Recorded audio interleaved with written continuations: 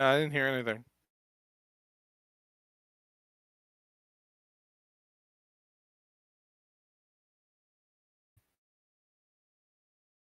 No, still nothing. I didn't hear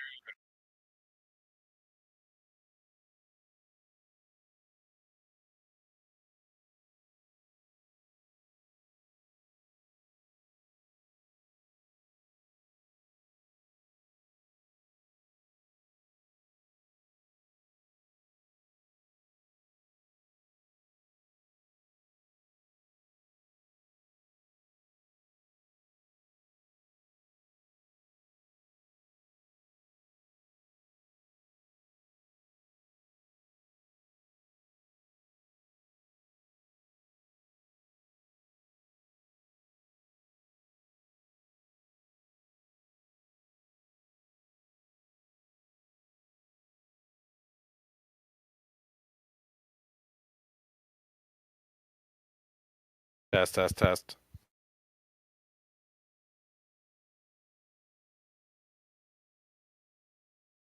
Test, test, test. Test, test, test. Oh, now it's coming through. I hear me saying test, but I still don't hear you. Test, test, test. Test, test, test. Oh, now it's coming through. I hear me saying test. I still don't hear you. Test, test, test. Oh, now it's coming through. I hear me saying test.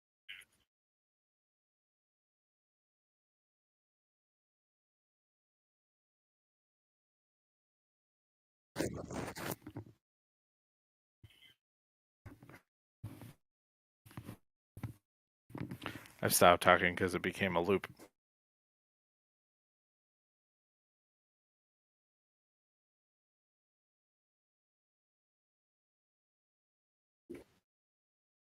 Stopped talking because it became a loop. That's so weird.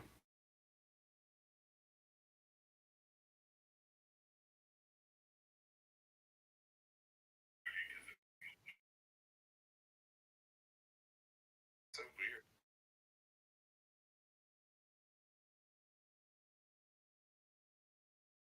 Well, even so, it's going to take a second before it comes through.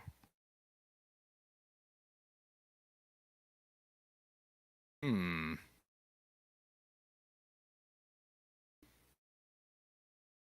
Take a second.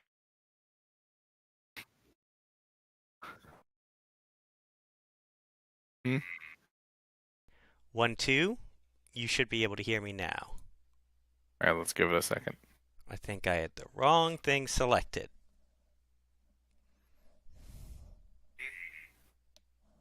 1, 2, Okay, you should be able to hear me now I hear you. now. Okay, and I'll start recording on the actual recording now. All right, if anybody's listening, they just got to hear a whole bunch of sound test. Okay, welcome to Raising Those Spirits. Thank you for sticking with us through the sound test. I'm Steve, I'm Sam. and we are doing another live read because we enjoyed the first one a lot. It was a lot of fun. This is going to be good. This gives us a chance to do something a little different, a little more energetic, a little bit funkier. I don't know. Yeah. Well, we're going to continue reading Can't Run for Your Life because for people who listened to the last episode, um, we took one major path and we completely ignored the other, so we're going to take that one. And I'm realizing that we never did a sound test to test our volume comparatively. Oh, well, it's never too late. How's it? How's it sounds okay on the stream? Oh, I turned it off because it was turning into Okay, loop where I could hear myself hold on, talking, and then I'd hear myself on the audio, and then it would keep going back and forth. hold on. Oh, I'm holding. I have nowhere else to be.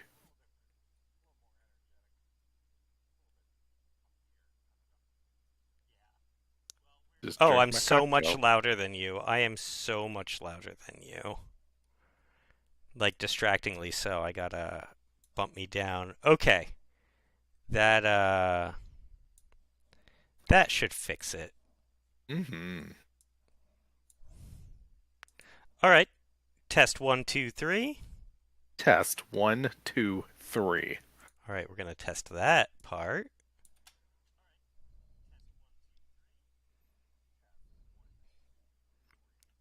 Perfect. Okay. And we're back on track. So we're doing Camp Run for Your Life. This is going swimmingly. You can tell we both went to college for this. Oh man. You know, when we went to college it was a lot harder. It was a lot harder. The Now, the technology really, really outpaced us quite a lot. that was 20 years ago, and in normal history, 20 years is a lot in technology. In the last 20 years, it is eons. Yeah. I always think like I had a coworker who would see my photos and be like, "Oh my God, your photos are so good." I'm like, "I did them with a filter." It's like, I used to have to spend all day in a photo lab inhaling chemicals to get pictures that look like this. And it's like, and I did that on my phone in 3 seconds. Yeah, did we talk about how kids are like Gen Z is like bringing back film cameras and Polaroids, and I'm like, We why? have, Yeah, okay, then we don't have to. we don't have to I'm glad that they are because we really, really spent a lot of time in the darkroom in college for Yeah. digital photography to just like take over about 2 years after that. I was like, oh great. Oh, S- I earned that solid B, I think. So I worked in the media center at my college while I was there. And so like the actual like photography department was in another building. And so all the kids who were like majoring in photography had their own uh oh my God, I just lost the word. Where do you develop pictures? We just said it. Dark They room. had their own dark room, but the media center actually had its own little dark room. And I was like super excited about this because, we had our own little dark room. And I was never once in the 4 years I was there able to get into it because, like, I don't know, a week into me working there, the guy who ran it was arrested and it was a crime scene for all 4 years because that's America's justice system. Um, That's he was doing illegal nuts. things in the dark room. What was he doing? The bad type of pornography. Oh no. Yeah. Oh, we had a problem where people would have sex in our dark rooms. Yeah, no. And they shut them down because it was like there were like a couple like small, like I guess off to the side dark rooms that were shut down because people were having sex in them too frequently. It's like, you really ruined it for the rest of us. Right? Uh, Okay. So last time we took the hiking path. This time we're going to take the sports path. What are you drinking on this night to get us through camp? Let me tell you that I made a drink choice based on what I had in my fridge, which was V8 because I use it to make soup, which is a great way to make soup. Because it gives a lot of flavor. So I made myself a V8 Bloody Mary, which starts with 2 to 3 ice cubes, 240 milliliters of V8 juice, 50 milliliters of vodka, a tablespoon of lemon juice, a tablespoon of Worcestershire sauce, a pinch of salt, ground black pepper, splash of hot sauce, and a celery stalk. So I'm having myself a little 8 p.m. on a Tuesday night Bloody Mary cocktail. Okay. It's it tastes like a Bloody Mary. I kind of wish I wasn't drinking it, but I made it. So So here we are. bottoms bottoms up. Just put it in the fridge and have it with breakfast. Yeah, my boss will super appreciate me coming to work drunk. I If you definitely came to bring work your hungover the boss, other day. if you bring one for you and one for your boss, I think you could get away with it. Yeah, she'll love it. I had like one beer the other night and I came to work and I was like, am I hungover? Have I gotten to this point in my life? I always hate Wednesday mornings because, that's where we are. And yeah, we drink Tuesday nights. So What are you drinking, Steve? I wanted to stay on theme, and I make fudge. I make alcoholic fudge. And so I had some new ideas recently, and Bailey's came out with a s'mores flavor, which I Hmm. picked up to try and do some s'mores fudge. And I was like, that's on brand. So I had a small glass of s'mores Bailey's tonight to go with camp. And Nice. it mainly just tastes like Bailey's with a hint of chocolate and marshmallow. It's like more on the back end. So it's not bad at all, but I was it's barely its own flavor. Although I think it would be amazing in hot chocolate. Okay. I dig it. Are we gonna do our crypto, or are we gonna skip that since we're a little off format this week? Do you want to do a crypto? I got a good one. I got one that has a little bit of a camp vibe to it. Okay. All right. So my crypto, cryptid. Why am I saying crypto? I'm not a crypto bro. Not anymore. Not after what happened. Um, For Arizona this week, we're going. If you haven't tuned in a little while, we started a new segment where we're going state by state and finding a cryptid from each state. So this week I'm doing Arizona, and I found the Mego. Oh, I'm saying this wrong. Mogollon monster from the Mogollon Rim of Arizona. That is Arizona's Bigfoot. It's kind of how he's described. He's described as being about 7 feet tall, kind of a Sasquatch-like creature. Sometimes I see him written as having reddish hair. Other times I see him being written as having white hair. He was first reported back in the early 1900s, something like 1901.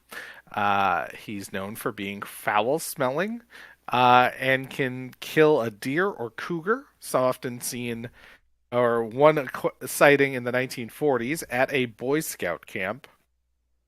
He was reported to be foraging at campsites. So I guess he's a little bit of a opportunist. But people have said he's eaten things as big as two cougars in a single setting. That is Single sitting, huh? I mean, like, he apparently killed and ate two cougars and drank their blood. So don't go messing with the Mogollon monster. His name has also, his or her name, I don't know the gender of the monster. There. Their name has also been used for a 100-mile race. Looks like it ran from December 3rd, 2022. Oh, no, I'm sorry. There was registration for it opened on December 3rd, 2022. And they're going to be doing it sometime this year. So they're going to be doing a big race named after this monster in the Mogollon region. If you're interested in running, which I am not. Okay. Oh, wow. So we're actually screen sharing. We could Oh, yeah. Throw that up in the mid-journey. We That's can one of my favorite things. throw it up. I'm going to create it off screen, but then I will throw it up as we find things. Mm-hmm. Okay, so what is our prompt here? Arizona Bigfoot. I need more than that. 7 foot tall white Arizona Bigfoot.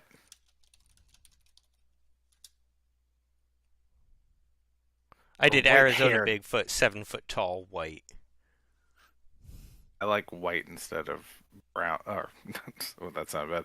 I like the Yeah. white hair instead of the red hair. I feel like that makes him stand out a little bit better from other Bigfoots. We're going to Okay, be running into a lot of Bigfoots here, I think. so this is just a Yeti in the desert. Desert Yeti. It's just a desert Yeti, which seems like an impractical color for it to be. Hmm.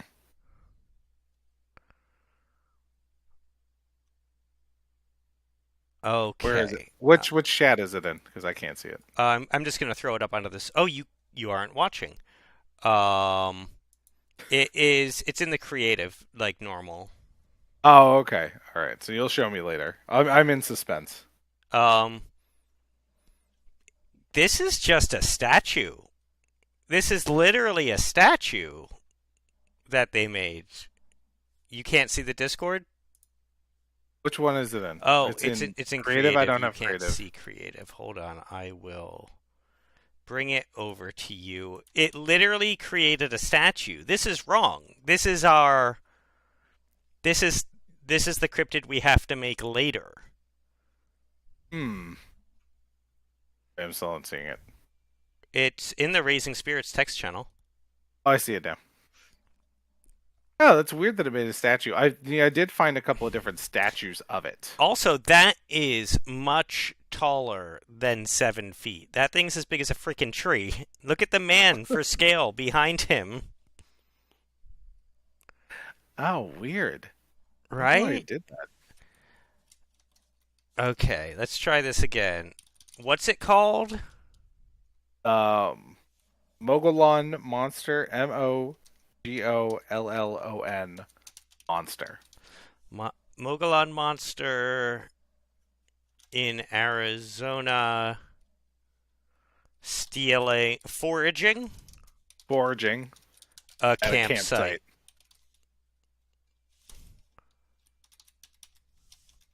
There we go. Give us something good. I've used a lot of Midjourney today, like a fool.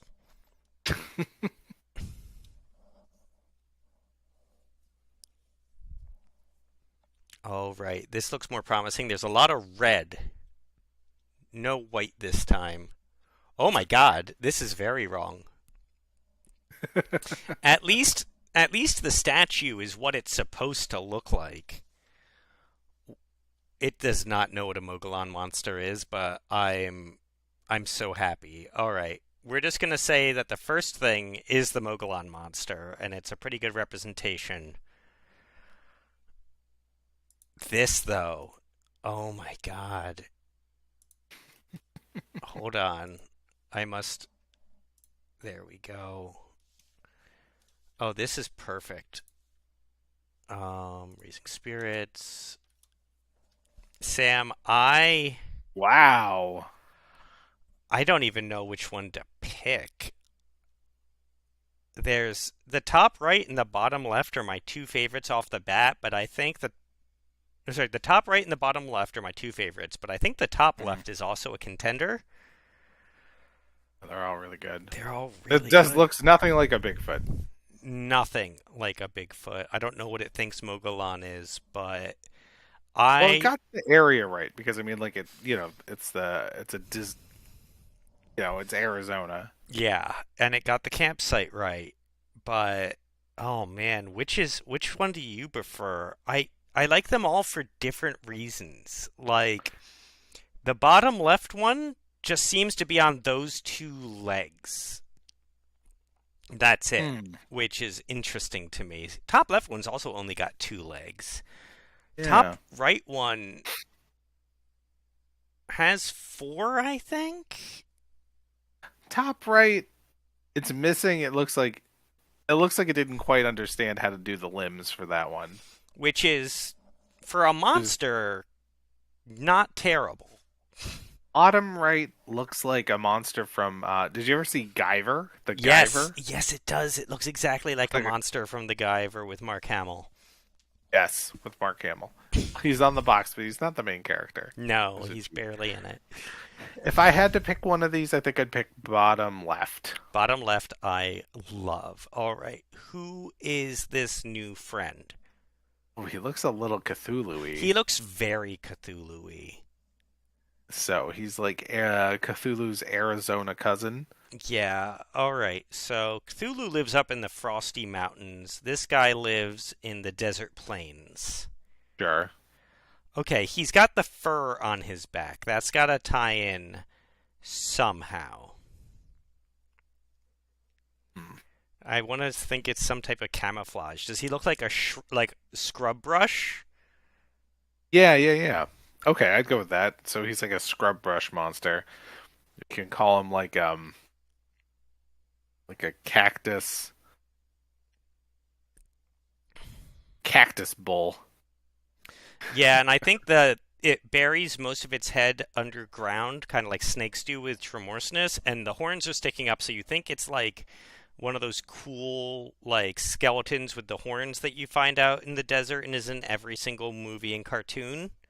Oh yeah, because they're always on the front of a truck. Yeah, and so you see the horns, so you go to check out this cool skull, and then it pops up and it can't grab you because it needs its arms to stand. It has no legs. So it's basically just got to smother you, like flop over you like a cloak, and then He like pulls you into his chest until you are and smothered to then death. burrows down basically and like smothers you under the ground and then devours you with the tentacles. Nice. Okay, what is his name? Uh,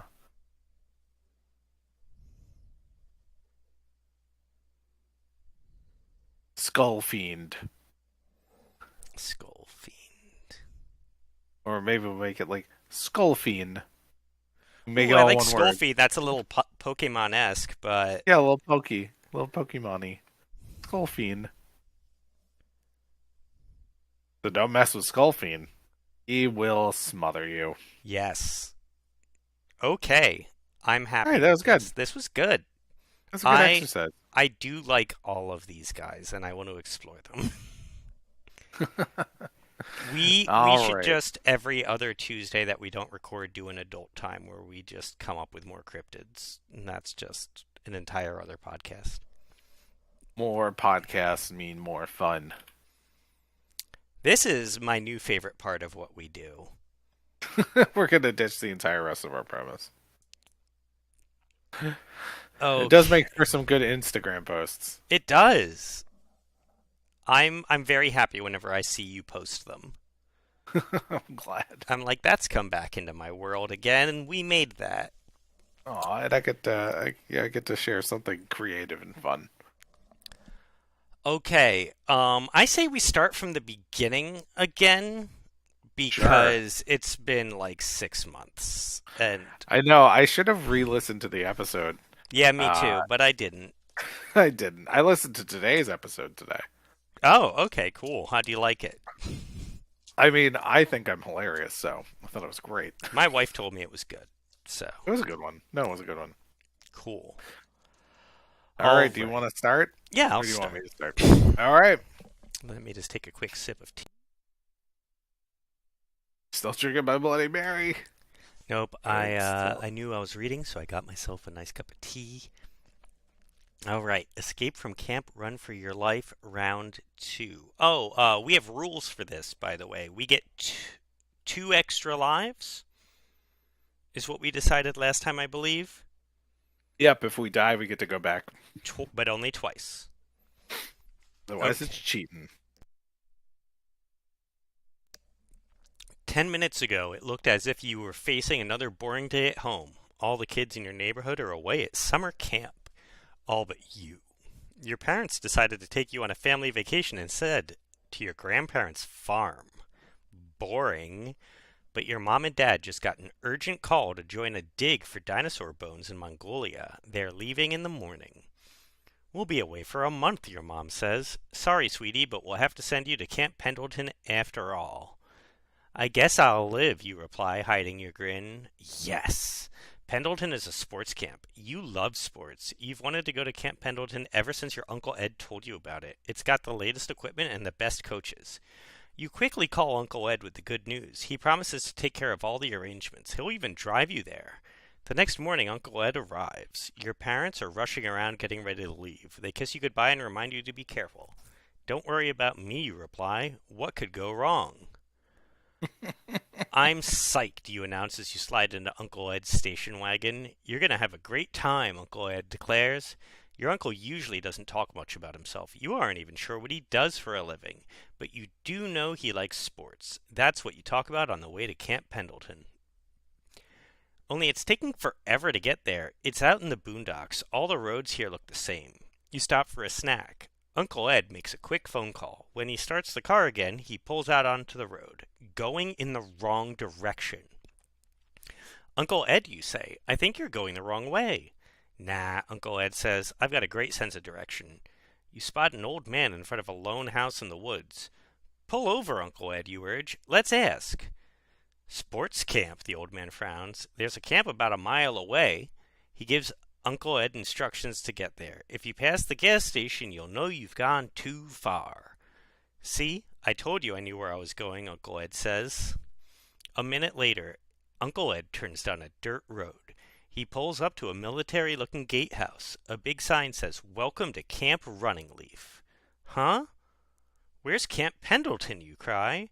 Uncle Ed only shrugs. He doesn't seem very upset. A beefy guy with a crew cut, a white shirt, and a whistle around his neck approaches your car. I'm Coach Rex, he says. Are you a new camper? No, I'm looking for Camp Pendleton, you answer. Coach Rex clears his throat. This was Camp Pendleton. A new owner just took over and changed the name to Running Leaf. So everything is okay, right? You say goodbye to Uncle Ed. He shakes hands with Coach Rex. Work this youngster hard, he orders.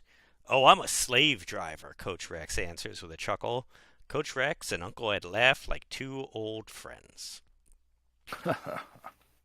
Coach Rex leads you to a cabin. He points out an empty bunk and you drop your stuff on it. Think you're a hotshot athlete, he shouts. Surprised, you stutter. No, I just like sports. Coach Rex barks, We don't put up with wimps here. He gives you a once-over. You don't look very strong. You thought you were in pretty decent shape, but... Let's arm wrestle, Coach Rex demands. What's his problem? He seemed so friendly a minute ago. You sit at opposite sides of the table. Coach Rex pins your arm in an instant. He looks disappointed. Kid, you don't have what it takes, he announces, but you will. And soon. It sounds more like a threat than a promise. Suddenly, Coach Rex brightens. The first thing for you to do is to choose one of two events to take part in. One event is an overnight hike and fossil hunt in the woods around the camp. You love camping out? Sounds cool. The other event is called Selection. It's a series of athletic events. The winner gets a special prize. So which are you going to choose? If you pick the hike, turn to page 78. If you pick the selection, turn to page 125. All right, last time we went with hike. Despite our character wanting to go to sports camp, we made him go on the hike. Hikes are sporty. Hikes are sporty. All right, to page 125. Scrolling. I'm scrolling. Are you going to take over or you want me to keep going? Oh, I can take over. Give your voice a break. Perfect. I'll do the selection, you tell Coach Rex. Coach Rex smiles. Good. Maybe you'll go far after all. I mean far. He starts chuckling as if he's made a big joke. You laugh politely. Now the coach gets serious. The selection is tough. You're gonna win, he says. You need strength. And that means a big breakfast. Come on down to the chow hall. The coach takes you to a big cafeteria where the other kids are eating breakfast. Everyone stares at you when you walk in. Then they go back to their breakfasts. Each kid has a big pile of eggs. They quietly scarf down their food. No one's talking much. You notice a mountain bike in a glass case on the wall. It's top of the line, and it's brand new. Sunlight gleams on its blue carbon fiber frame. That must be the special prize for winning the selection, you think. Cool. Now you really want to win. Go to page 40. Scrolling all the way back to 40.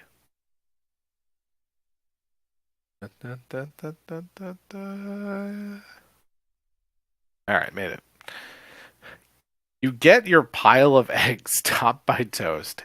As you search for an empty seat, you see someone you know for home. Hey, Pat, you exclaim. You sit down next to a thin, fast-talking kid. He lives a few blocks from you. You're glad to see a familiar face. Hi, Pat answers. I just got here a couple of days ago. Most of the kids have already been here a few weeks. He hasn't touched his eggs. He tells you, I'm not hungry. You notice he looks kind of sick. He's pale and he is dark, and his eyes have dark circles underneath them. Well, I'm starved, you announce. You plunge your fork into your eggs and lift it to your mouth. Your hand suddenly freezes. Whoa! The egg yolks are blue. Turn to page 10.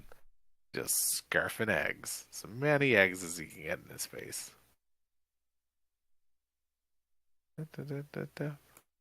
Your mouth snaps shut. What's with the blue eggs, you demand? Just then a voice comes over the loudspeaker. It's Coach Rex. Eat up, campers. The selection is coming, and your eggs are packed with the protein you need. You ask Pat, are you going to eat your eggs? He shakes his head. No way. He picks up a piece of toast and nibbles on it. You eye your eggs. You don't normally eat blue food, except for blue M&Ms, of course. Who doesn't eat blue M&Ms? But you don't want to act different from everyone else, especially on your first day. Blue eggs. Should you eat them or get rid of them? Or use them to start a food fight? If you eat the eggs, turn to page 64. If you hide them in your napkin, turn to page 94. If you throw them at the kid across the table from you, turn to page 39. So we have a couple of options here. It sounded like there were too many eggs to hide in a napkin. Yeah, that doesn't seem likely. You eat them. You're eating blue eggs. That also seems like a bad idea. Throwing them at somebody else seems like a real extreme. Like, that seems pretty uncalled for. Yeah, you don't even know this kid. At the same time, screw him. So screw him. I don't know. Yeah, let's throw the egg. I mean, Let's throw the egg. throw that egg. Page 39. Let's throw an egg. Okay, page 39. Let's immediately start a riot. Yeah, that's what we're doing. All right, I'll take back over. Okay. Food fight, you bellow. You stand up and fling a handful of blue eggs at the kid across the table. They splat all over his face. Pat flips his toast like a frisbee at another kid. You both laugh. Without warning, a big hand grabs you by the collar. Uh-oh, it's Coach Rex. Veins bulge in his forehead. Come with me, he growls. Coach Rex takes you from the cafeteria to his office. So you're messing with the eggs, he snarls, throwing around vital nourishment. No, you gasp. I was just having fun. You blink. You can almost see steam coming from Coach Rex's ears. Let me show you something, he says. I think you'll find it very interesting. What could be more interesting than blue eggs? Turn to page 15 to find out. Getting weird. Coach Rex points to a large ant form on his desk. Pasted on it is a handwritten label. It says Camp Farm. Coach Rex lovingly pats his ant farm and waves at the little occupants. See the ants doing their job, he barks at you.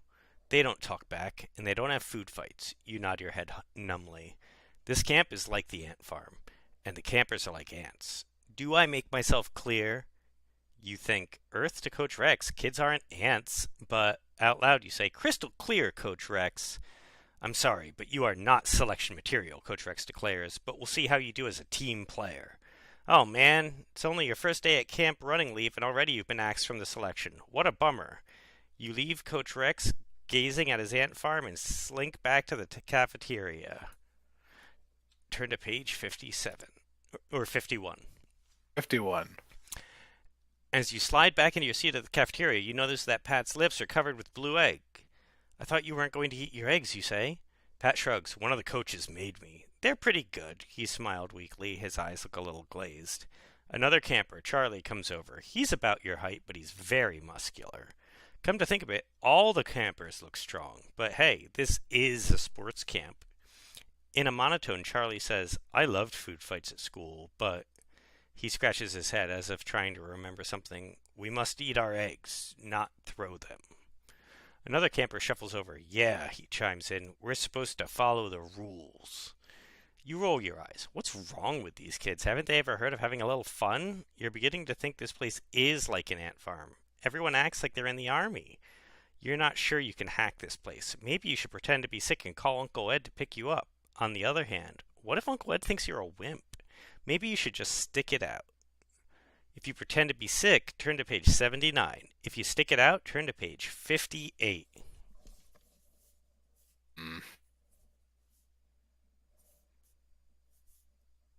I would pretend to be sick. This stuff is getting weird. Pretend to be sick. Okay, go to page 79.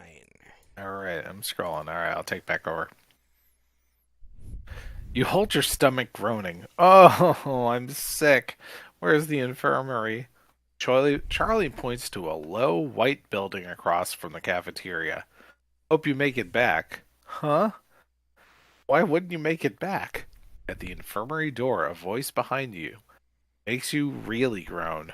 You got a problem, camper? Coach Rex asks.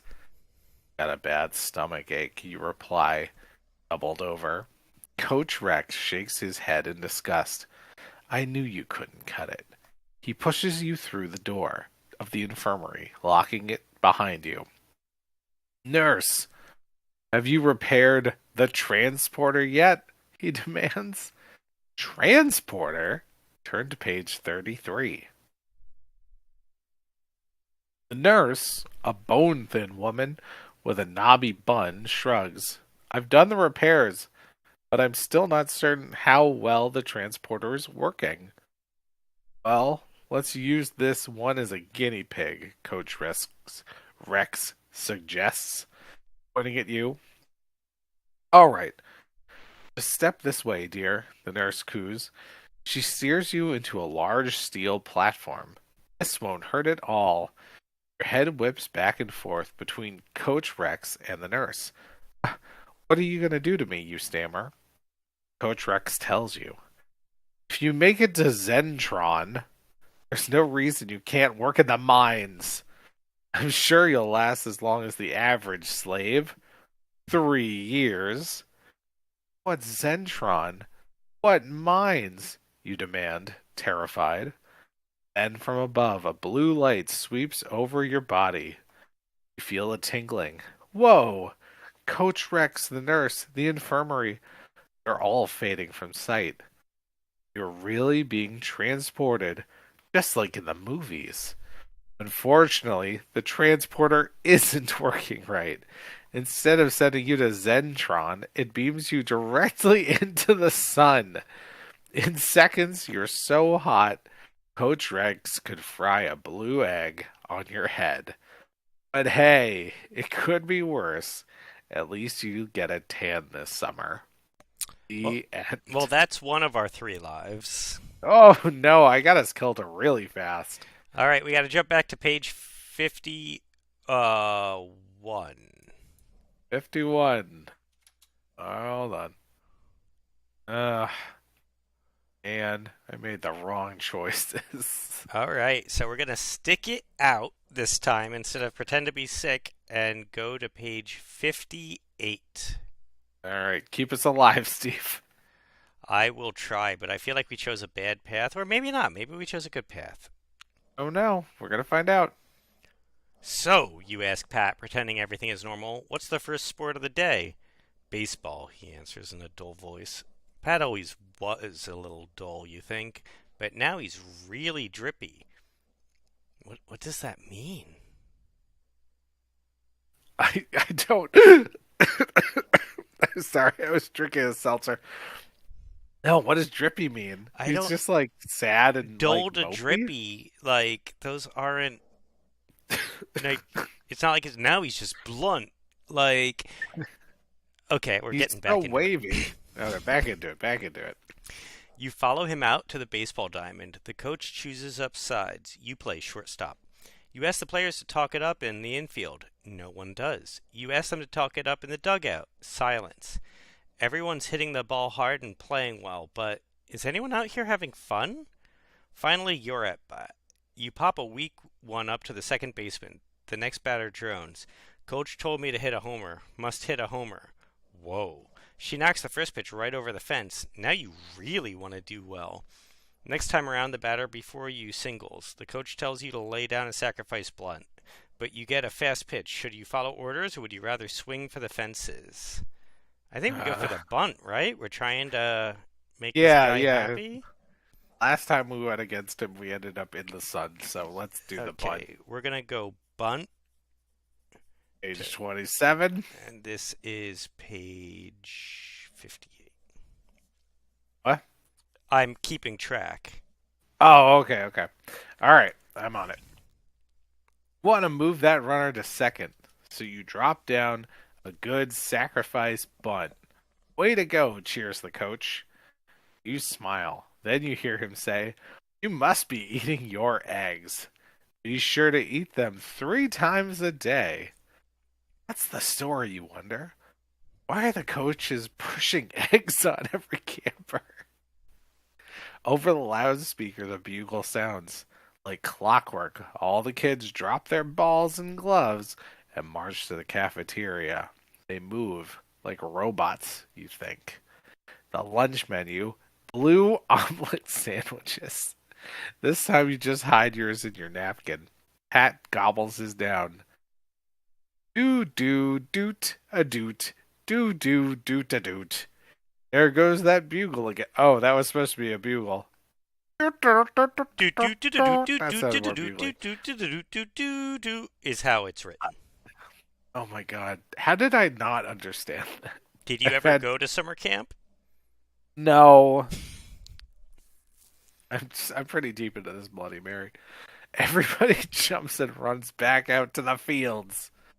Come on, Pat. Calls. Shoot. Oh my god. Come on, calls Pat. You mustn't be late for an activity. You stare at Pat, puzzled. When did he turn into a stickler for the rules? Wait a minute. He was normal then. Wait! Didn't he change after eating the eggs? Turn to page 98. I'm so grossed out by the idea of these blue eggs. I don't know why I'm picturing them so vividly. Can you imagine biting into like a hard-boiled egg so you can't see the yolk, and then the yolk is blue? Man, I got hard-boiled eggs in my fridge for breakfast. Now I can't. You gotta cut it in half with a knife first. I usually do so I can get maximum salt and pepper on it. But now I'm gonna be like, is it gonna be blue? Is it gonna be blue? Damn you, R.L. Stein. I now just want to drive up to Boston, sneak into your house with like a syringe and blue food dye, and turn all your yolks blue. Stay out of my eggs. They're very expensive these days. It's just food all dye, right, man. page 90. Page 90. Oh, if you do that, do you think Big Egg owns this camp? Yes, clearly. All right. Page 98. Enough worrying about Pat. You decide to check out the soccer game. When you reach the field, one of the goalies is holding a hand over his swollen purple nose. It looks broken to you. Go to the nurse, Antoine. His teammates yell at him. You can't play anymore. I don't want to leave my goal area, Antoine cries in a plugged-up voice. I'm not going to go to the nurse. No one comes back from the infirmary. Your eyes widen. Is Antoine serious?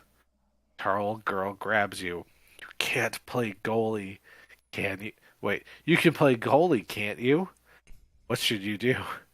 You can replace Antoine as the goalie, or you could volunteer to play for forward instead. All right, are we going to be the goalie, or are we going to be the forward? So, Antoine's dead. The thing is, Antoine is screwed. We know he ends up in the sun. Oh, we know what happens to Antoine. Not even a question. Yeah, so Do we continue to do what we're told, or do we try and save Antoine? I Well, no, wish. that's not an option, no, because we can play goalie or we can play forward. We can't go with him to the No, no, infirmary. no. I don't want. I said we could send him to the infirmary. Like we could go with him Oh, being take his spot, or we can play forward. I wish it told oh. us like what we preferred to do. Well, we are we. You know What what I would you mean. prefer to do? No, I know, I know. We don't know our character's been inner monologue because we are our own inner monologue. It's just like I don't know if I'm good at goalie or forward. I'm definitely bad at goalie. In real life, I would not trust myself as goalie Oh, or same. forward I'm bad at or at both. any sports. Any sports would be pretty not a good idea. Yeah, you would have went camping and fought the zombies. Oh my god. Um, I'm I'm torn on this one. I feel like I wish I knew which team, because if like we're volunteering to play forward against Antoine, that's good because he can't defend very well. You know what I mean? Mm-hmm. Um, Hmm. Okay.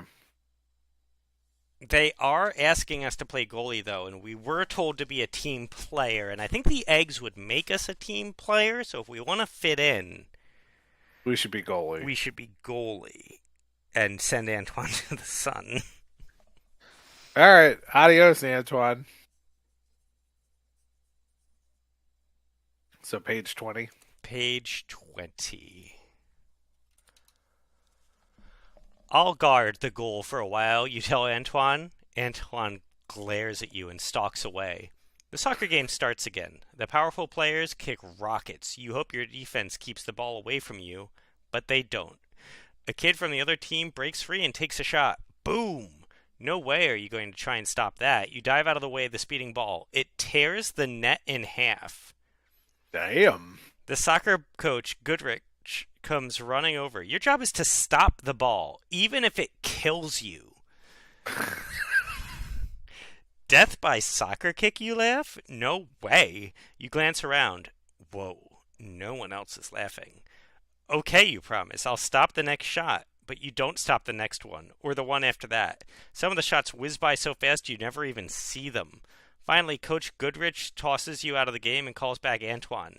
You slink back to your bunk. So maybe you're not quite ready for the World Cup. Oh, good, Antoine lived. Oh, we're gonna end up in the sun again. Oh, man. Go Oh, back. Jesus. The bugle sounds for dinner, but you ignore it. You have a pretty good idea what they're serving. Instead, you lie in your bunk thinking, why are the eggs blue? Sam, you have become this character. I know. And why is it so important that the campers eat them? Pat returns from dinner. You missed great eggs Benedict, he drones. It's so gross to think about. You should eat them like everyone else. Your stomach growls. I wasn't hungry, you lie.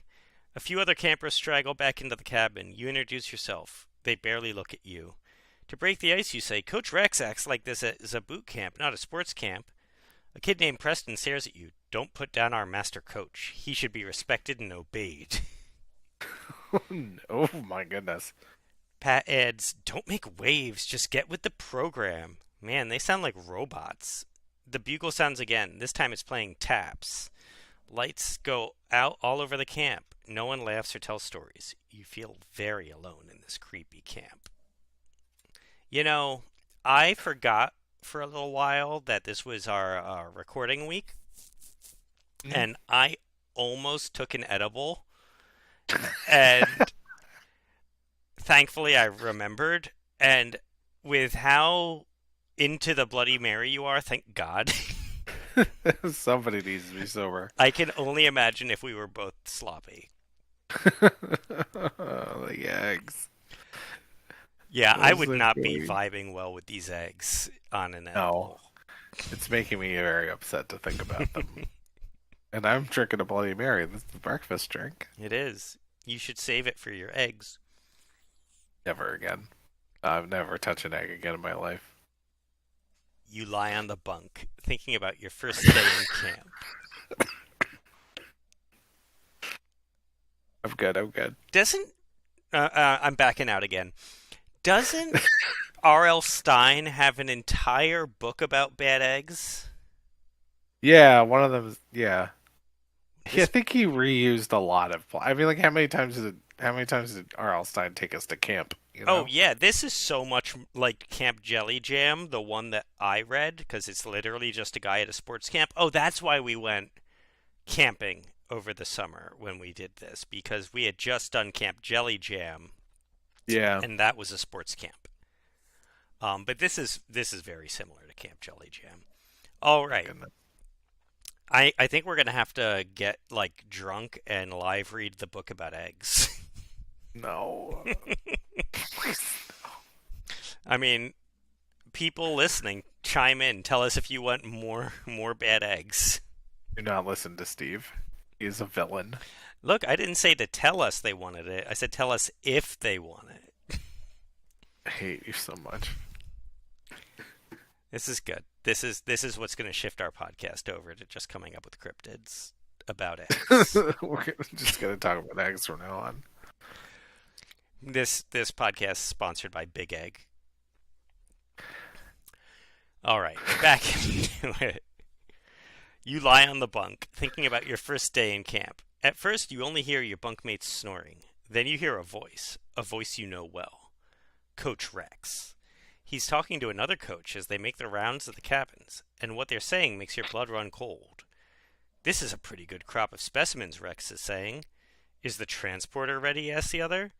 As soon as we fix the wormhole lens unit, Coach Rex answers. Specimens, transporter, wormhole lens unit, what are they talking about? Find out more on page 88. You strain your ears to hear more. I heard one of the specimens gave you some trouble this morning, the other coach says. Started a food fight. Yeah, Coach Rex growls. Kid wouldn't eat the eggs, but the rest are chowing down on them 3 times a day, getting stronger and more obedient. They'd better be, or the masters on Zentron will rearrange our organs. Ouch, Coach Rex exclaims. I hate when that happens. Are you dreaming this? You pinch yourself. Yeah, that hurt. You start to panic, because this is definitely no dream. So, starting a food fight was the right answer? I don't know. Wait, because in this, It's did canon. we start? Yeah, we didn't start a food fight in this version, No, right? we did. We started did, a we food did. fight. We just didn't act like we had an upset stomach. Oh, But we've always started the food fight, a smart move on our part. right? Go us. Turn to page 68. You still don't really know what the coaches are talking about. You only know it's something bad, really bad. You've got to get away. But you can't leave just yet. Rex and the other coach are still chatting outside. You close your eyes and wait for your chance. Will it ever comes? Well, that depends on what you did today. If you played goalie, turn to page 99. If you played forward, turn to page 105. Oh no!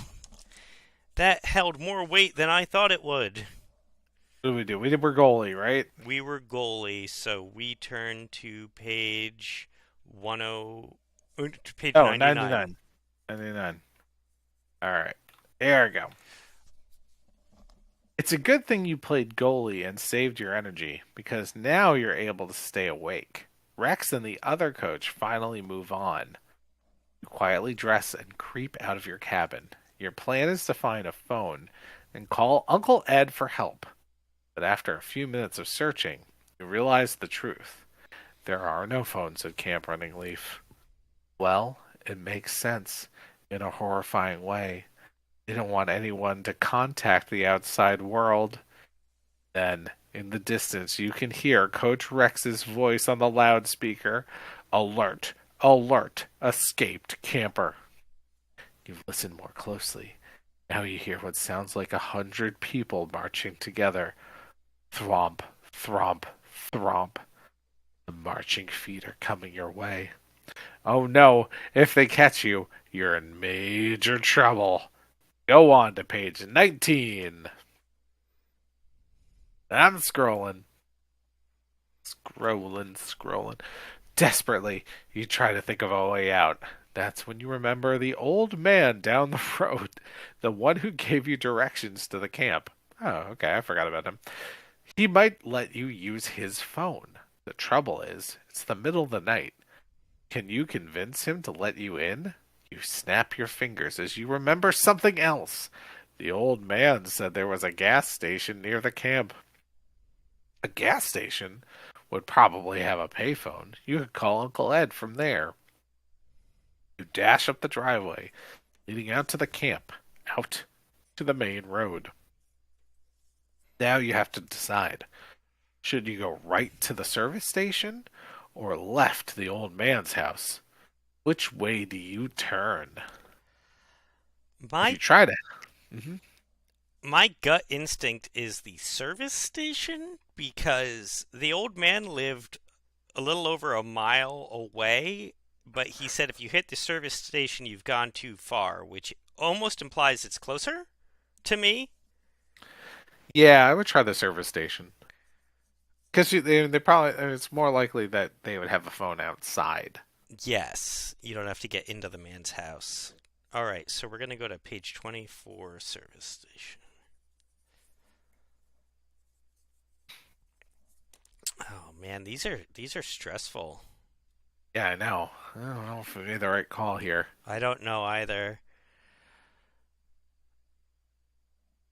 You cut right on the road, making for the service station. In the distance, you hear the sounds of the campers searching for you. You hear Coach Rex screaming, "Find that traitor!" Oh no. If Coach Rex gets a hold of you, you'll end up in the infirmary, the place of no return. Thank goodness there's a gas station. And there's the payphone. You search your pockets for a quarter. You can't find one. That's okay. You can call collect.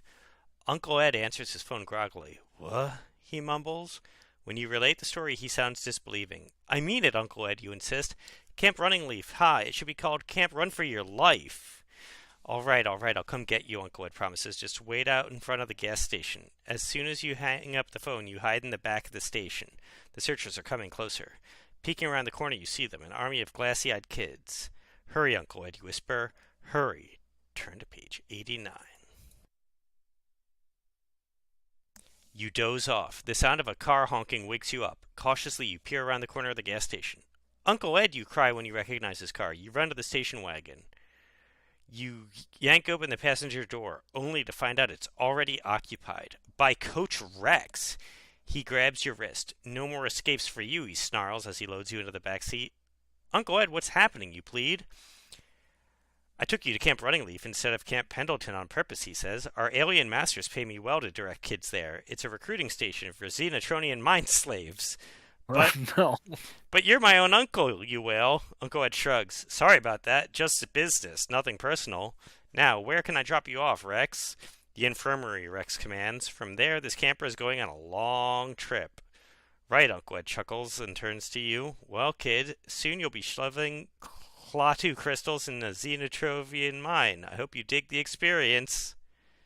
Whompity womp. Wow, I really thought we had made the right choice for a hot second there. Yeah, so Uncle Ed, in the last version, he was a good guy, wasn't he? He was a good guy. He was a secret agent. Oh. Huh. All right. All right. So let's go to the old man's house to page 84. All right. Rewind. That's 2 of our 3 lives. Oh no, we only have one chance left. All right, here we go. Turn left and race down the road. You keep running and running. Your legs burn and your lungs feel as if they're about to burst. Where's the old man's house? Is it some kind of mirage? Suddenly, a black shape looms out of the darkness. There it is, the old man's house. No lights are on. You approach the front door slowly. Raising your fist, you knock. The door swings open. You peer into the dimly lit hall to see who answered it. There's no one there. You gulp. Should you go in this creepy place? But then you hear the faint thwomp thwomp of many feet. The campers, they're on your trail. It looks as if you've run out of choices. Check out the old man's house on page 44.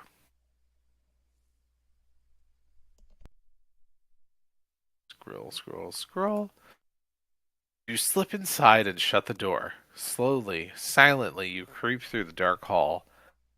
Ee, ee, ee. A weird, high, pulsing sound drifts through an open door. You peek around the edge of the doorway.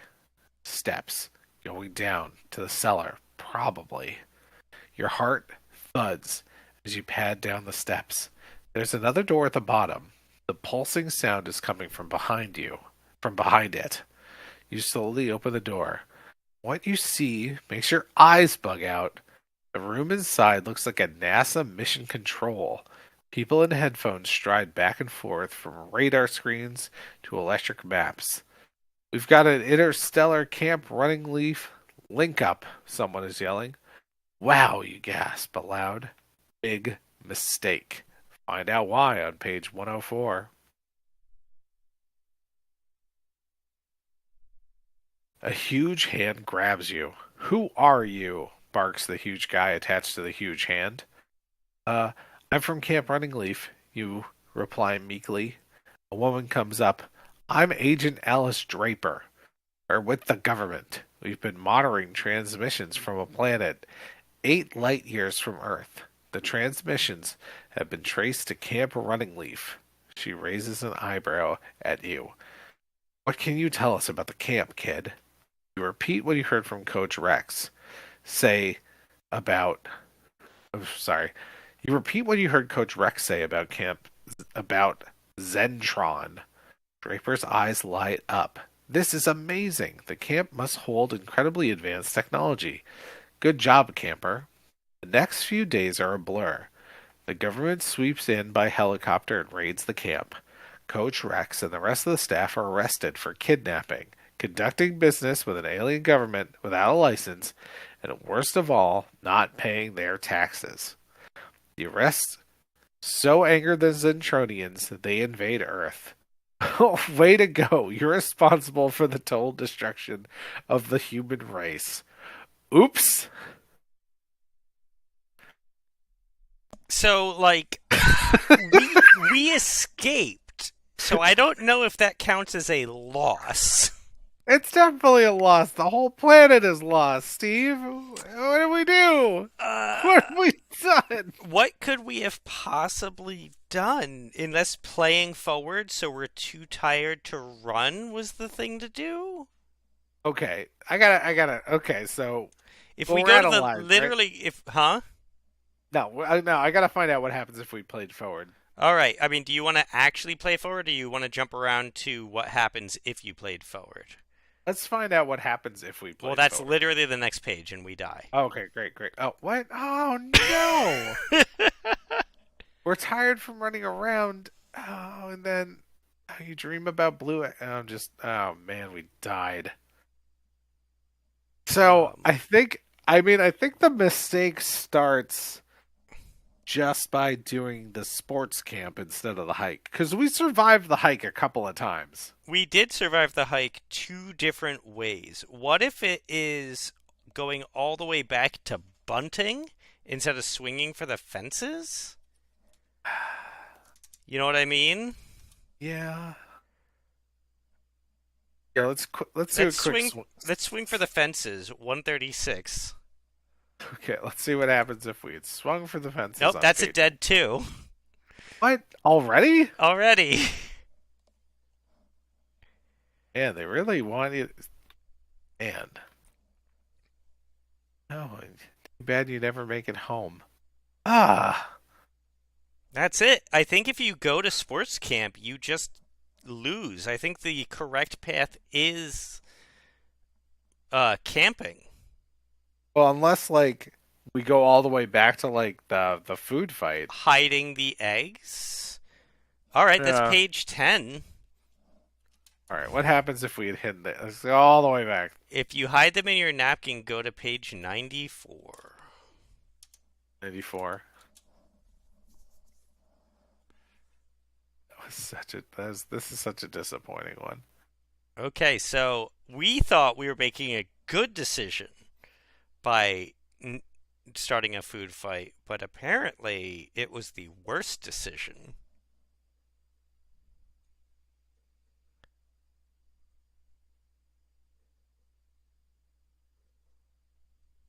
Should I read it? Yeah, go ahead. Oh, okay. You check to make sure no one's looking. Then you casually put your napkin on top of your eggs, fold them inside, and slip it under the table. A second later, you hear a voice. I saw that! You freeze. It's Coach Rex. Rex points at another camper and barks, You spit out your eggs. Don't let it happen again. Camper, a tough looking kid with a black buzz cut, nods. You let out a sigh of relief. Rex walks away. He didn't see you hide the eggs. Who's the guy who didn't eat the eggs? You ask Pat. His name's Brad, Pat answers. A huge bugle blows. Reveille? I don't know what that word is. Outside the camp. Outside. The campers rise as one. The campers rise as one and march to the door in neat files. No one talks. No horseplay. You know what I call Camp Running Leaf? Pat whispers to you. Camp Run for Your Life. You grin at his joke. Pat doesn't smile back. Page 106. Oh no. You sure did a lot of... Oh no, I'm on 105. Sorry. Outside, Coach Rex announces, Fun time is over. He stares at the campers. You've eaten your eggs. You should be ready. The selection is about to begin. And remember, the winner gets a very special prize. Rex checks his watch. All athletes who think they are worthy of it report to the stadium right now. You're not going to do it, are you? Pat whispers. Of course I am, you reply. You practically drool thinking of that new mountain bike gleaming in the cafeteria. Coach Rex claps his hands. Let's go. You join the eerily silent stream of campers heading for the stadium. The other campers may be stronger, but you want that bike more than they do. The coaches are waiting for you at one end of the field. Listen up, people, Coach Rex bellows. The selection runs like this. The athlete with the most points at the end gets the special prize. For the first event, you can choose between hurdles and swimming. What are you good at? Do you want to jump hurdles, or would you rather go swimming? If you choose hurdles, turn to page 95. Choose swimming, turn to page 63. So this was the 90s.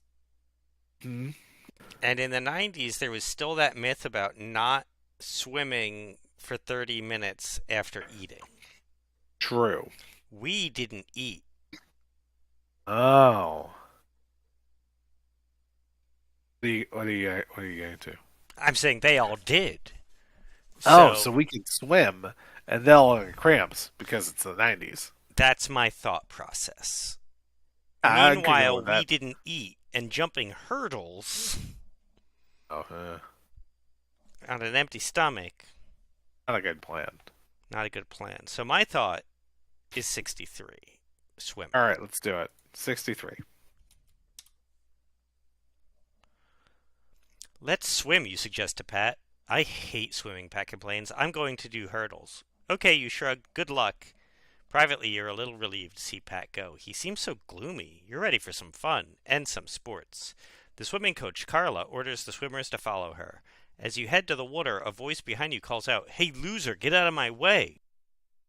You turn around. It's that Brad kid, the other one who didn't eat the eggs. He struts past you.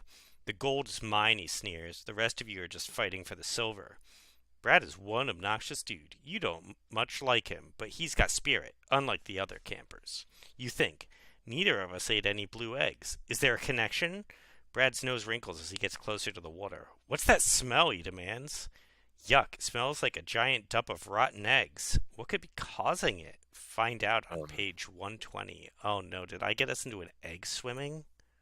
I mean, that is what I think is what's occurring. This is going to be your hell, Sam. I hate it. Until now, I loved eggs. The smell comes from the lake you're about to swim in. Coach Carla announces, Swimmers, line up. The 400-meter swamp swim will begin in 30 seconds. The longer you wait, the hungrier the alligators get. Shit. This is on me. I assumed we'd be swimming in a pool. Alligators. Alligators? Your heart Thumps. Brad looks worried too, but none of the other campers seem troubled. They just do what they're told. They must know Coach Carla is a kidder, you think. You gaze down at the murky brown water. Bubbles come up from under the surface. Big bubbles. Swimmers, on your mark. For a moment, you think about skipping this event. Then you remember the gleaming new mountain bike. You bend your knees and thrust your arms back. Get set. Bang. Dive in on page 124. Okay, Sam, Like have you ever seen a mountain bike so awesome that you'd fight an alligator for it? every mountain bike I've ever seen. No, I am unathletic and quite fat. I would certainly die. You hit the water hard, then you take a few strokes underwater. You come up gasping for air. The water is thick with mud and vegetation. It feels as though you landed in a bowl of pudding. Pudding. You swim hard, trying to block out the putrid smell. Sputtering and... Hmm? I said egg pudding. Egg pudding. I mean, that is just a... Oh, God. What is that? Egg pudding? Yeah, egg pudding is just a... They do it on Bake Off Yeah, all the time. I'll watch Bake Off. Oh, God. It's... I'm... It's a real thing. Custard? Custard. Yeah, it's just custard, man. Word you couldn't think of was custard. Custard, thank you. I'm very tired. All right. You swim hard, trying to block out the putrid smell. Sputtering and gasping for air, you lift your head. Brad is ahead. You plow on, trying to catch him. Then you hear a cry. You see a pair of arms grasping for help above the water, and then they disappear under the water. Oh no, one of the other kids is in trouble. What are you going to do? Dive into the muck to save the kid who went under, or should you get help from Coach Carla? I don't like either of these choices, Sam. Oh. I don't. Oh, because we're going to die. I'm not going to swim back to Coach Carla. That gets us sent to the sun. Right? This kid's clearly fighting an alligator, which is an alligator. That is very true. Suppose if you were going one-on-one with an alligator versus the sun, you probably have a better chance with an alligator. Right? Because it's not a giant, explosion in space. I just know that if you show weakness in this game, you get sent to the sun. I mean, I feel like all of them are going to get... We're all going to get sent to the mines. Why? They're not going to let anybody go. Yeah. All right. Maybe if we dive down, it's like a tube that's sucking people down or something, and not an alligator. Everything's a non sequitur, so why not? Yeah, it could easily be that. Let's go help the kid. Okay. Page 37. 37. All right, 37. Take a deep breath because you're about to dive into the stinky muck. Double up and head for the bottom. At first, you can't see anything. Muddy water hurts your eyes, but then you get a few feet below the surface and the water clears. There's no sign of the kid who went down. You're looking around. Nothing. Wait, there's something lying at the bottom of the lake. Something white. You swim for a closer look. Teeth grin up at you. Oh, a skull. A human skull. Swim on to page 116.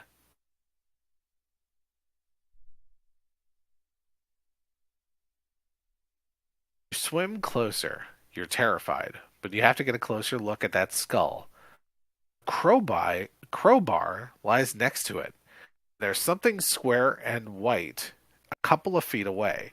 It looks like an ID card or something. You got to go up for air. Grabbing the white square, you bring it to the surface. It's a plastic ID card.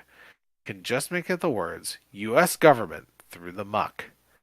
This is serious. The ID badge of a government agent at the bottom of the lake? Next to a human skull? How did the skull and the badge get there? And why is there a crowbar next to them? Not a Forensic Files fan. You have to go back for another look. Suck. Do we? In a... Huh? I said, do we? No, we definitely don't. Let's bail. You suck in a big breath and dive to the bottom. As you approach the skull, you notice something odd. something odd. Now you've noticed something odd. Two small yellow lights moving toward you. Swim to the skull.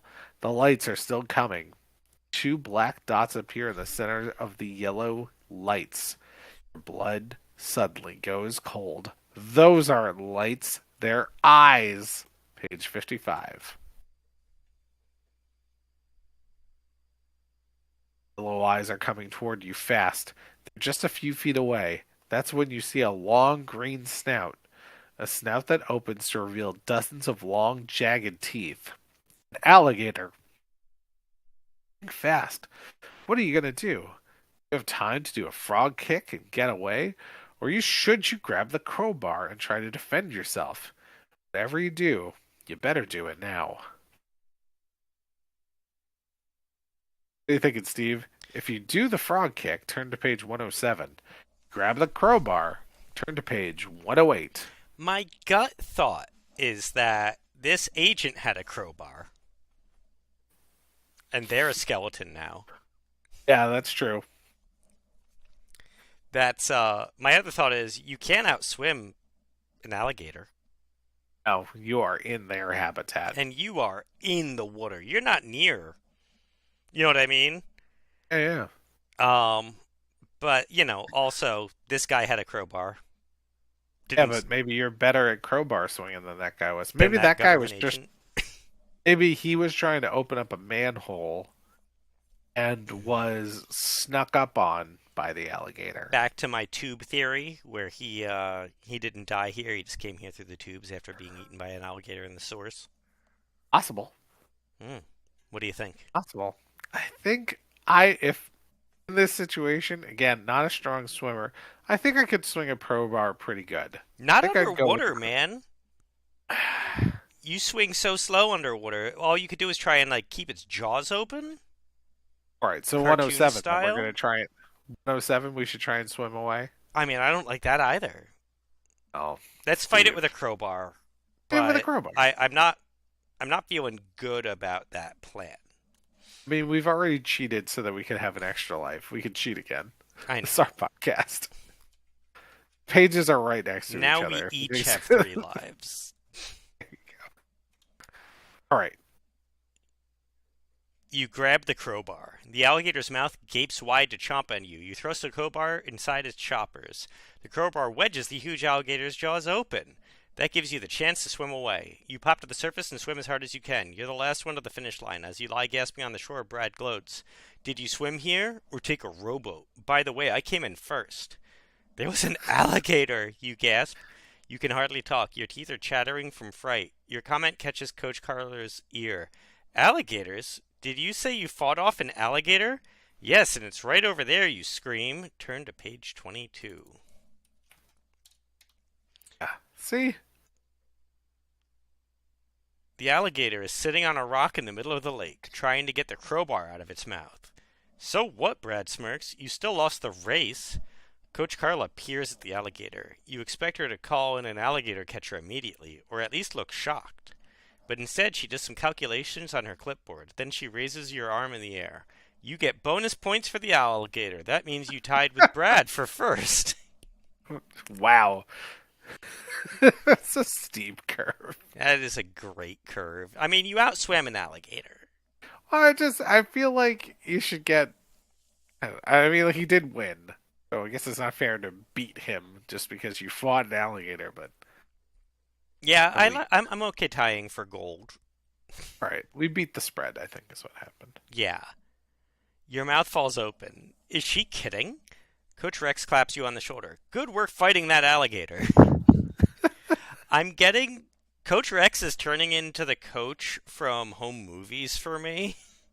McGurk. Brennan, don't fight an alligator. Don't be like me. You finally find your voice. Good work, you sputter. How can you let kids swim in a gator-infested swamp? Coach Rex's smile fades. He gives you a chilling glare. Just get ready for the next event. You and Brad walk into the stadium. Dozens of campers watch silently from the stands. Coach Rex strides right behind you. You hear him tell one of the other coaches, "Watch those two. I have a feeling they didn't eat the eggs." You shiver. Now you want to win the bike more than ever, so you can escape from this horrible camp. Turn to page 7. I think we're gonna make it this time. I hope so, because now we can sacrifice Brad. Screw Brad. That's what we needed to do. That's what we did in the last one. We sacrificed the girl. And then we escaped. Yeah. Even Brad seems shaken by Coach Rex's words. He mutters to you, "Did you eat the eggs?" "No," you answer. "I hate eggs," Why? Brad says. Why don't you lie? "I hate eggs," Brad says, "so I gave mine to my friends. Then they all started acting weird, like they couldn't think for themselves. It's the same thing you noticed. You can't believe what you're thinking, but could the eggs be controlling their minds, you whisper? "Oh, get real," Brad scoffs, but his voice shakes a little. You shrug. "All I know is I want to get out of here, and fast. This camp is scary." "Listen up," Coach Rex barks. "You and Brad jump." Oh, no, you and Brad jump. He's not yelling at us. The next event, I was just like, are we doing hurdles now? The next event is the high bar. I guess we do jump. Oh, no. The coach goes on. After that, the javelin. Then the 2 athletes with the highest point totals will go on to the final event. The gymnastics coach points at you. "Get ready for your routine," he orders. You bend down and dust your hands with rosin, but when you straighten up and glance at the bar, you can't believe your eyes. Flames are shooting up from the ground under the high bar. No, this is getting weird. You know, I did the high jump for a little bit when I was younger. That is not part of gymnastics. No, that's confusing. Oh, I guess it's the high bar, not the high jump. Okay. I don't know how sports work. We're gonna die. I was feeling good, but now I think we're gonna die in I a think fire. we're gonna die horribly. Already you can feel the heat from the flames. Beside you, Brad makes a gulping noise. He stares at the flames with round eyes. That's it. This camp is some kind of weird death trap. Pat was right. It should be called Camp Run for Your Life. "Brad," you mutter, "we've got to do something." "Maybe we could just run out of the stadium," he whispers. "No way." Idiot. "Coach Rex is watching us like a hawk," you point out. Brad snaps his fingers. "I've got it. We can both fake an injury during our routines." "I'm not sure." You gnaw your lower lip. "We might be able to escape later." "First gymnast," the coach yells. "Your choice," Brad whispers. "Now, camper," Coach Rex bellows. "Time's up. Make your decision." If we fake an injury during our routine, turn to 74. If you go for the gusto and wait for a better chance to escape, go to 122. I'm pretty sure if we go to 74, we 74, just we're gonna end up in the sun again. get launched in the sun. Yeah, so we gotta do 122.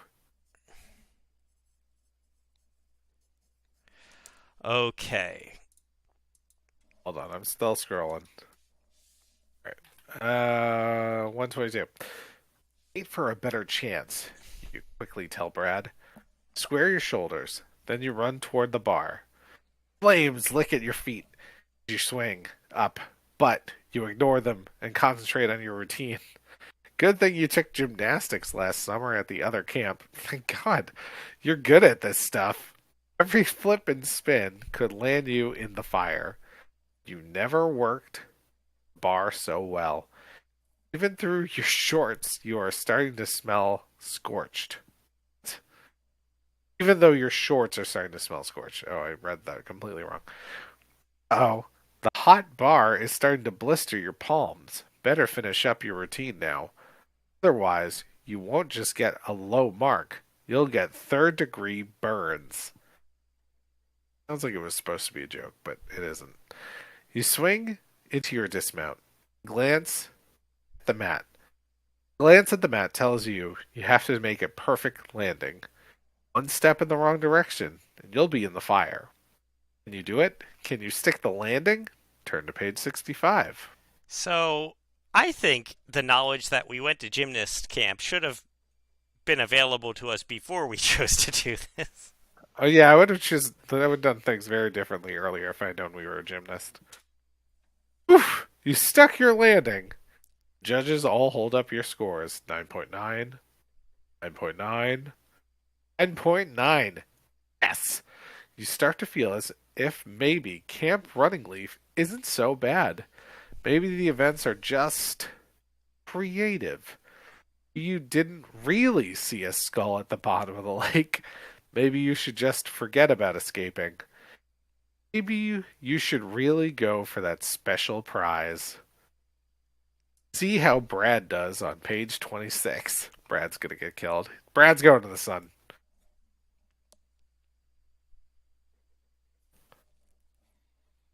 Unfortunately, Brad is also a star gymnast. Shit, a hotshot.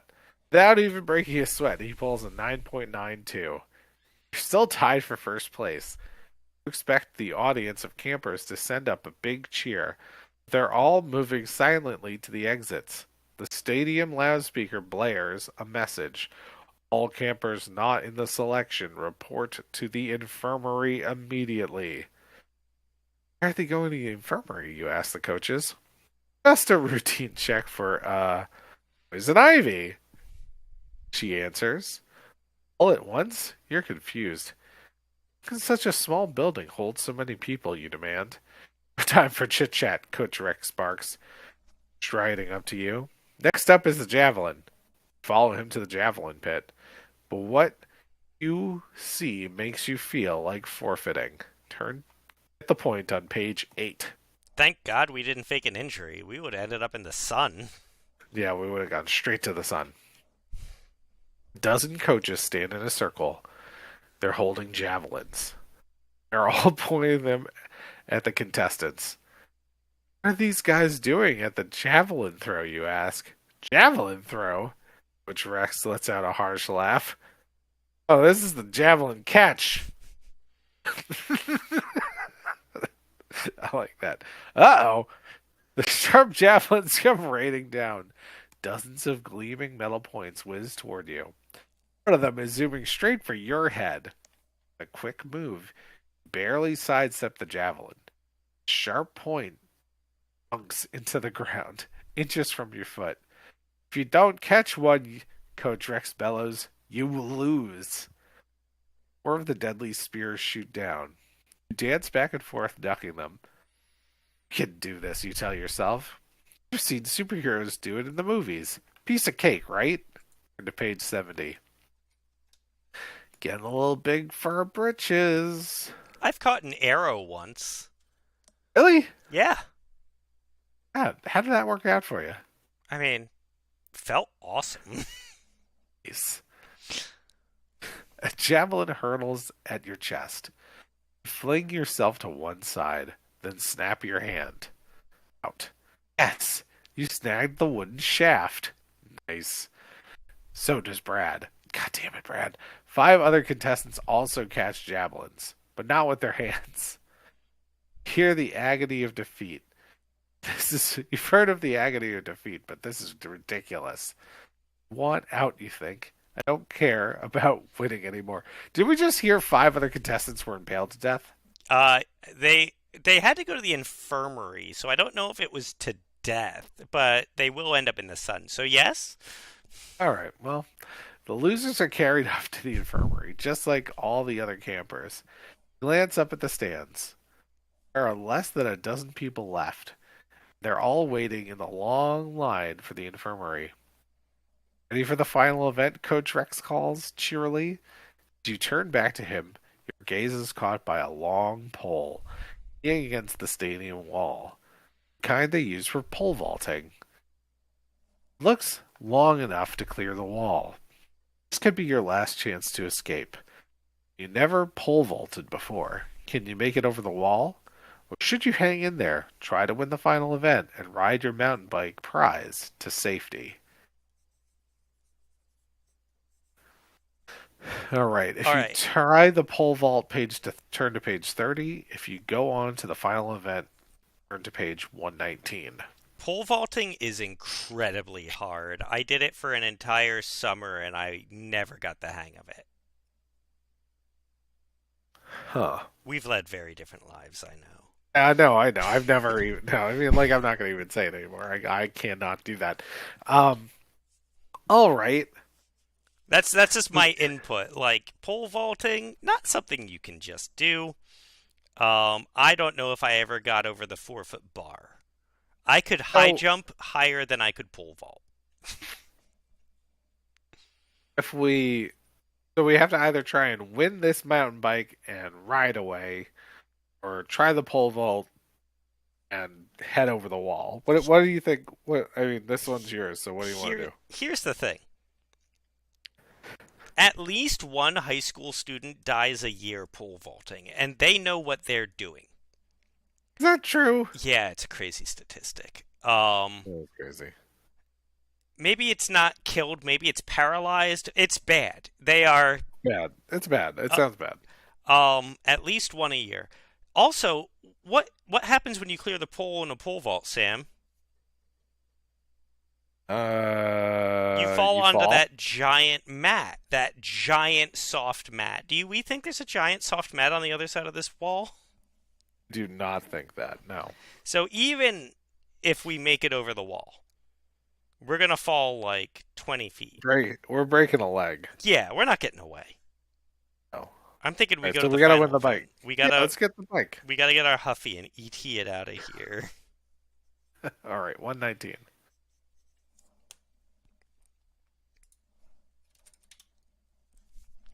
Coach Rex leads you to the track.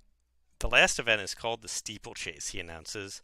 You've seen that event on TV. It's the one where you run 3,000 meters around the track, but there are obstacles like high hurdles and pools of water. You can push off the top of the heavy hurdle to vault over the water. The event looks harmless. No flames, no one throwing spears at you. Then Coach Rex smiles. Whoever survives this race deserves the prize, he declares. The word survive makes you gulp. You glance up nervously at the stands. There are exactly 7 campers left, and they are moving towards the infirmary.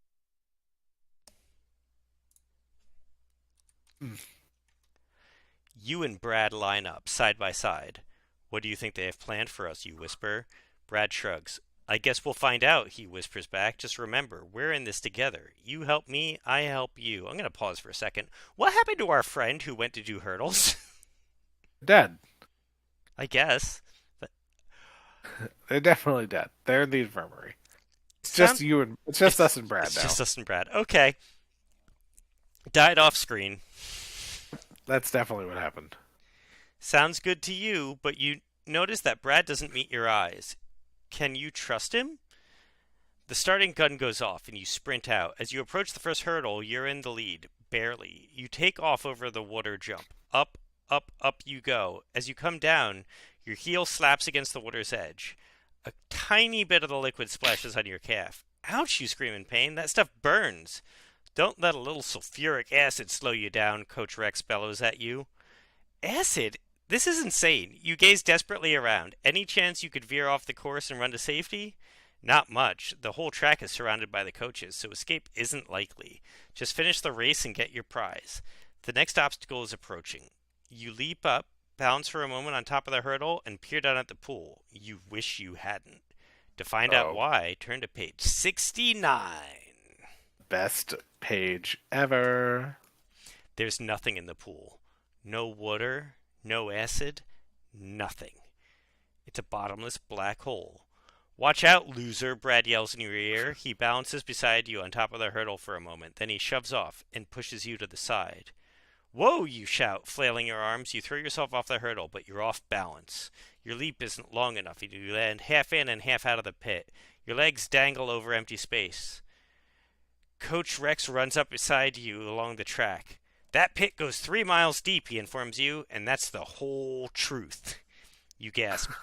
Thanks for the info, Coach. Quickly, go to page 128.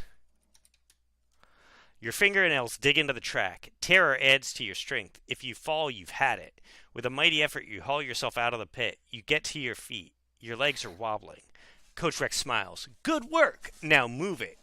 You were always a good runner. It's time to pour it on. You increase your pace and pull even with Brad.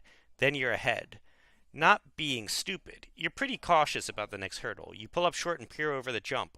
What's on the other side? Whoa. It's a pit of writhing, twisting, hissing snakes. You don't need a field guide to reptiles to recognize some of the most poisonous snakes in the world. Cobras, rattlers, pit vipers, coral snakes. What are you waiting for? Coach Rex shouts. Do I have to come in there and make you jump? You glance back. He's striding towards you. holding one of the javelins from the javelin catch. You have no choice. Taking a deep breath, you fling your body up into the air. See if you made it on page 86. I'm going to say we better make it because snakes are my trigger, and if we die by snakes right before bedtime, I'm just not going to sleep tonight. Snakes are my eggs.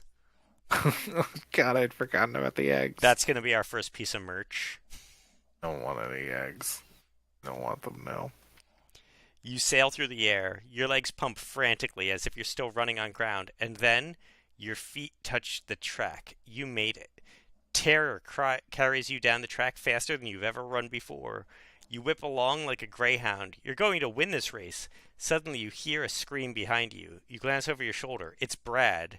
He's fallen and he can't get up. He's lying at the edge of the snake pit. A diamondback rattler is coiled by his face, ready to strike. Help, he cries. If I move, it will bite me. You've had enough of Brad and his tricks. Let him help himself, you think. But then again, Brad may be a jerk, but he's a jerk in need. Maybe you should go help him. If we help Brad, go to page 41. If you don't help Brad, go to page 5.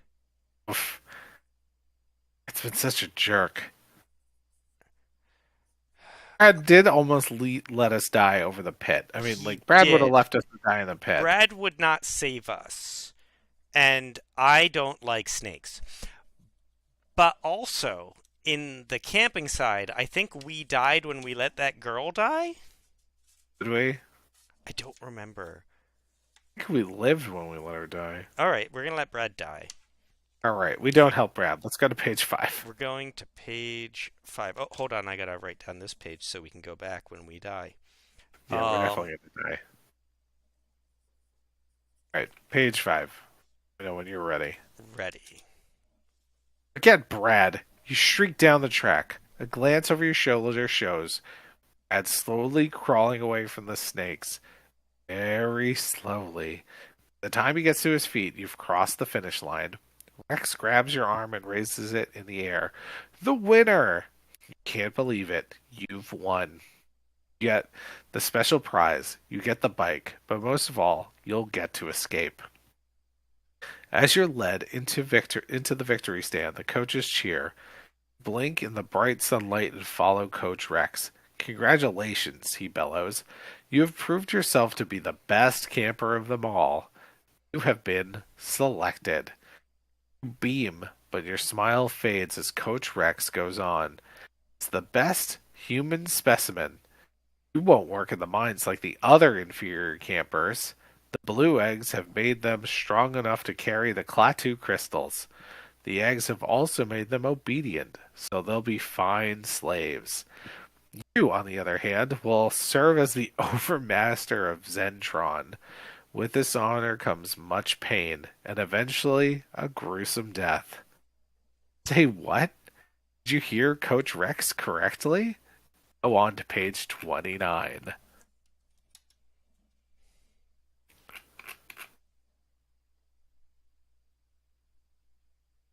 Is Coach Rex really saying what you think he's saying? You went through this whole horrible selection so you could become a slave to an alien overlord? Die a gruesome death? Come on, Coach Rex booms. Time to transport you. We're in a tight spot, but you don't give up easily.